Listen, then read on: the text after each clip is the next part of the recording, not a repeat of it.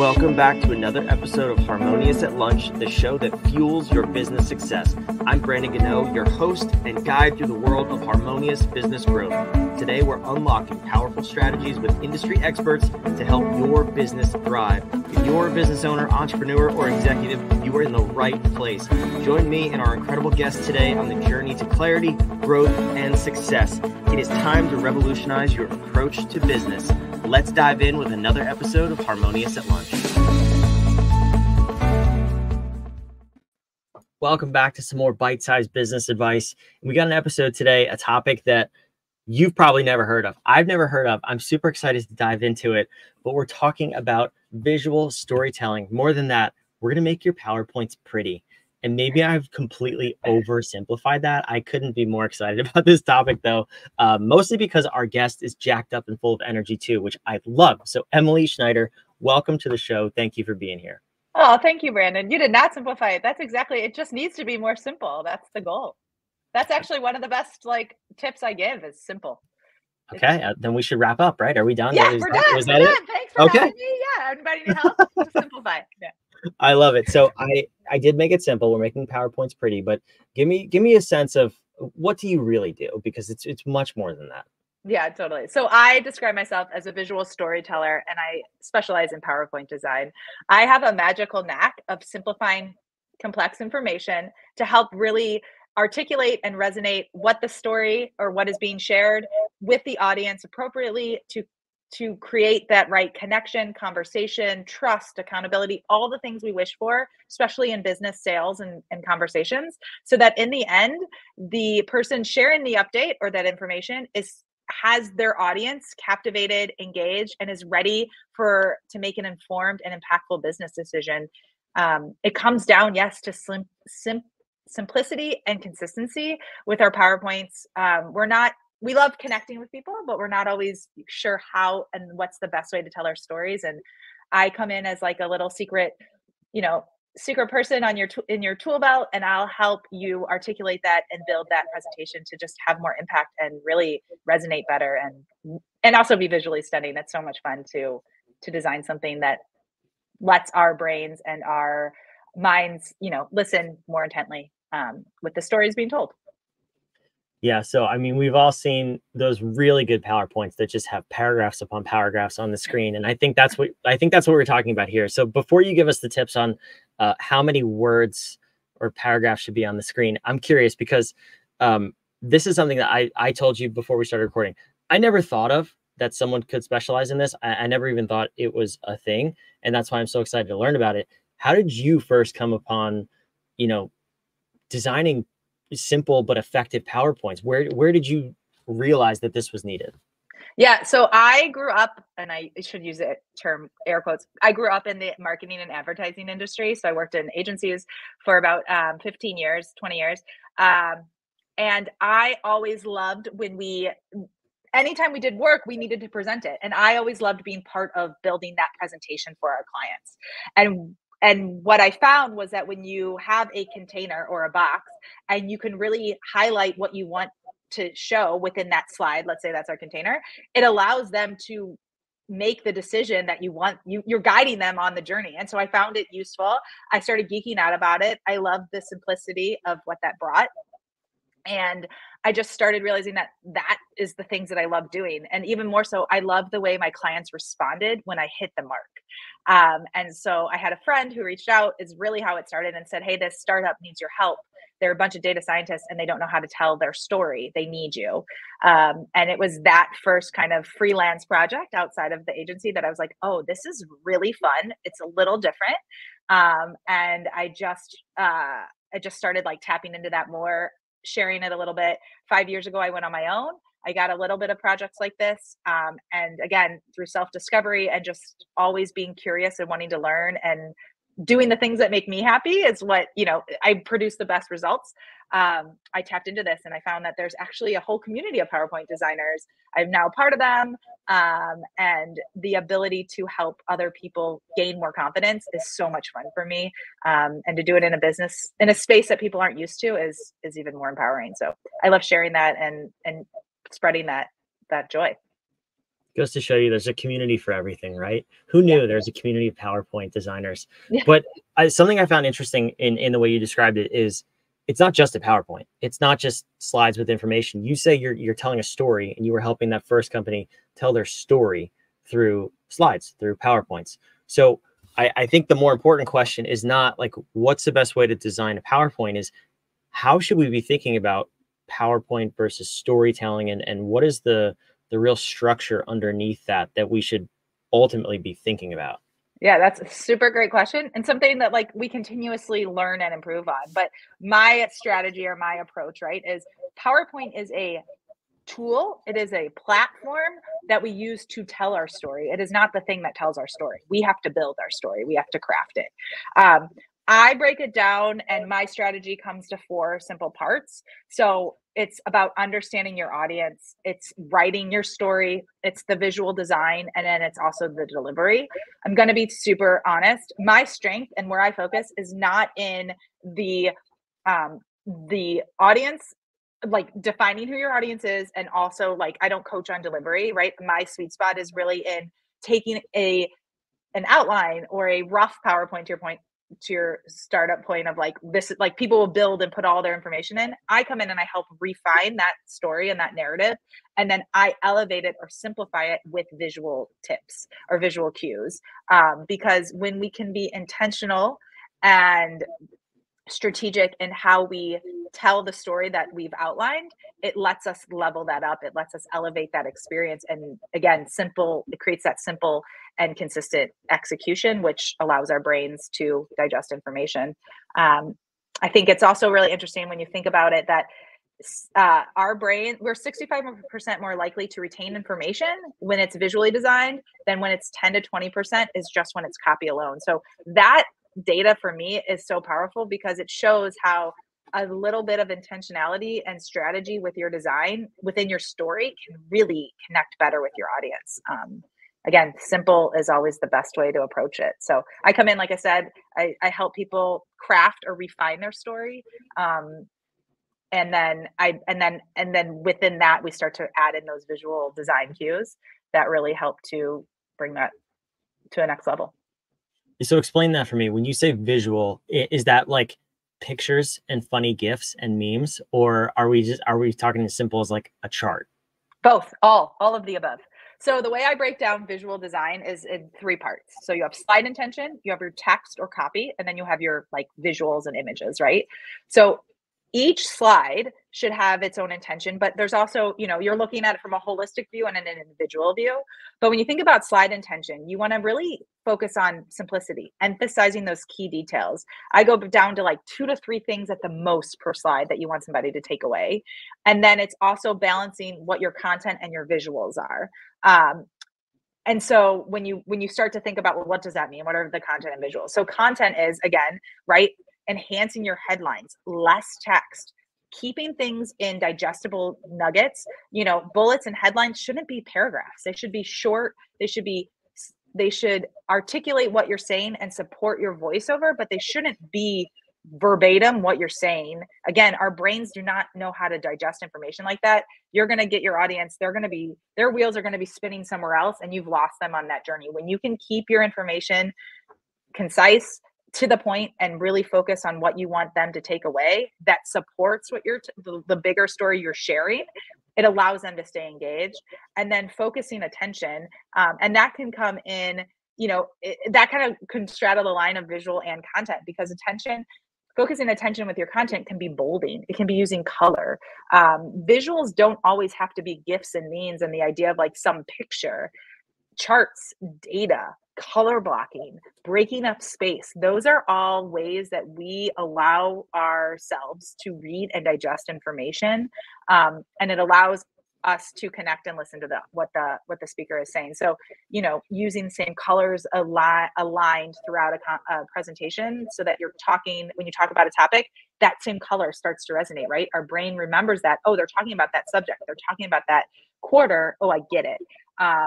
Less is more with data. Share a data point, but like sometimes the audience doesn't need every plot against that chart. They only need the beginning or the end. Sometimes they just need the end number, highlighting that, articulating that. So copy can be part of design, but the balance is important, and just making sure that, again, it all comes back to what is your key takeaway, or overall, what do I want my audience to digest, and how do I break that down per slide, so that you can really lead that conversation. And I like to help my clients be the conversation conductors so that they can, lay the beats, create the orchestra, have things come in and out as needed, and your audience can really interpret it and digest it as you wish.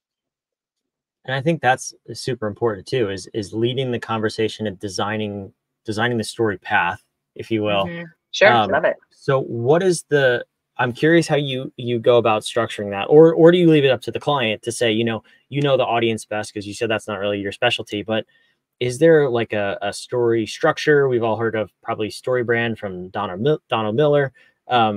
Is there a path you like presentations to follow to really set up the stakes and then build up to where you're going to in the end, the ask for the investment, or the yes or no to the project?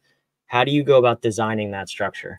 Yeah. So I it's like the rule of 4 is how I apply it, but I'm so that you start with the end in mind, and then you go through a sequential beginning, middle, and end, right? The end, when you start with the end in mind, you're beginning with your main update. You're informing your audience of why you're here. You're engaging them and you're drawing them in so that because people want to know why they're there. They don't want to just be shared information and not know where they're trying to get to, right? Like, we want to have that destination sort of in our heads. Beginning, right? You start at the beginning, you set the scene, you explain what you're doing, why you're there a little bit more. You get into updates of what they've heard from before. So you're laying the groundwork so that then when the middle is really like that, the guts or the heart of it all, right? You're really detailing the decision that you need. You're informing them of those updates, of the journey, the business, where you're at, those kind of information, highlighting progress and those kind of things. And then the end is that, it's that wrapping that package up. It's driving home the impact, reminding them and reinforcing what decision you need, which you've kind of already stated at the beginning, but you wrap it back up. So again, our brains are used to this storytelling sequence. We don't need to change it. We just need to help redefine it. But what I think is important is, while I don't focus in on necessarily audience, I definitely am, and part of my discovery calls and kickoffs are understanding the audience, who they're talking to, what their purpose is, what action they're trying what action they would like their audience to get, or to make, identifying what their audience needs to know and why, and also understanding how their audience makes decisions. I have a one pager on my website where I break down my strategy, or how I approach things, in a very sequential way. And audience is the first thing, because we need to understand the audience, even if you can't, even I'm not going to help define it, but like, my clients always know who they're talking to, why they're talking to them, based on where they are. And sometimes it's also what level they are within an organization. It's also important to know how much detail to give them. And so these things all inform how and what your story is and how that narrative comes to life. Once you have that, right, then you go into like, okay, I've got my story written. I'm starting with the end in mind. I'm building the middle, or the beginning, the middle, the end. Now I can really go in and talk about, what do I need to highlight within all these sections? How can I streamline this content? How can I simplify it? How do I lead that conversation? And then when you have those 3 parts kind of all built together, then your delivery becomes such a better and a more engaged experience. You have less narration, you have stronger connection. You're talking with people, not at people. You allow that to be conversations, which again, in the end, a good meeting is about having dialogue. It's not just speaking at people and kind of, letting them listen. You want to be challenged, and you want to have those, that their input too, to make sure they're on track. Creating a greater impact is all part of delivery. But when you give yourself time to plan and work through that presentation, it allows your delivery to be so much stronger. And in the end, again, drive those informed decisions you're really yearning for. Yeah, and you mentioned your website. I put it on the screen. It's also down in the show notes below, so you can go check out all of those resources. And I feel like the irony can't be missed here. Like, we're talking about PowerPoints without PowerPoints and showing examples. It's if you're listening to this, it's even more ironic, I think. But it's so powerful to see the examples of what you have, even just on your website, of really what simplicity looks like in a PowerPoint. And I'm also wondering, how do you decide when to slide or not to slide, so to speak, right? Like when when do you utilize the tool of a PowerPoint versus just skipping it? Because I think a lot of people get caught up in, creating slides for just like a 3 to 5 minute stand-up meeting. How do you help your clients identify like if they need it or not at all? Usually my clients have already identified that, but I'll tell you what the goal of a PowerPoint should not be that you can send it like you should be my goal when I help clients, I should rather say, is that I want them to have it as a support tool. So it's becomes their background to reinforce what their story is. Like you said before, when you throw everything in the kitchen sink on a slide, there's also the term death by PowerPoint. Like I'm reading along. I'm like somewhere else. I'm overwhelmed. I shut down. I'm out of this. Right. My brain is creating a different story because I don't want to pay attention. When you can have your voiceover or your story be supported by visuals, you're way more likely to retain it, to remember it, and to stay engaged. And that, like, even a 3-minute conversation, sometimes one quick visual, they say a picture is worth 1,000 words. It has such impact. Again, when you can show where you started and where you are, and you have 2 bar charts, like that's so impactful as you tell all the details of what you've done from point A to point B. But people see that growth and they're like, oh, this is interesting. I'm still listening. So there's definitely a time and place. I'm honest. I know that like not every presentation, not every conversation can have a customized PowerPoint, part of that. But when you can use the strategies, I believe that I work with in your own world, you really can elevate that conversation and just have the right conversation. We remember bad PowerPoints. We remember bad presentations. The good ones are what keep us thinking and get us curious. And we don't talk about the little things. We remember the takeaways. So I think that's really important to remember. Again, we remember the visuals. We remember the way a chart looks. And, you might not know the numbers, but you're going to know that like, oh, they had great growth. I'm interested in learning more about this company, let's say. Yeah, absolutely. Obviously, it can be so powerful. And I think the most important question is really, do you prefer PowerPoint or Google Slides? I don't want to offend anybody here. Yeah, no, I'm a PowerPoint geek for sure. I think there's just, for me as a designer, there's more ability. I have more leverage. Google is catching up quickly, but we're still a little limited in just terms of like fine tuning some of the treatments that I love to, kind of bring in as part of my checks. So. Obviously, that was a stupid question, but I can appreciate the fact that you're a nerd and you can geek out on which tool you like the best. Totally. So I appreciate that. Yeah. Emily, no, this has been awesome. And you definitely opened my eyes to how we should be thinking about presentations and PowerPoints in terms of storytelling rather than just slapping words on a slide, which I think most people just do by nature. So I really appreciate that. And thank you for being here. But I love to end these episodes with a question from you to the listener.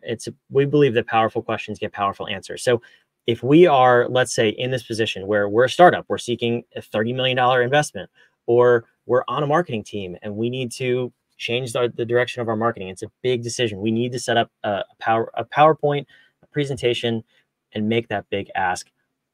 When we're starting that journey, what is the powerful question that we need to be asking ourselves so that we know we have the highest likelihood of the yes as the result? I think the big thing is like, what do I want my audience to do at the end of this? What do I want them to think, feel, and do? And then I can build my story backwards. Again, starting with the end in mind is always the key. Awesome. It's the theme of today. So I love that you reiterated that, and take action. Go to Emily's website. All the resources are down there. I really appreciate you being here, Emily. This was awesome. Oh, it's so much fun. Thank you so much, Brandon, for having me.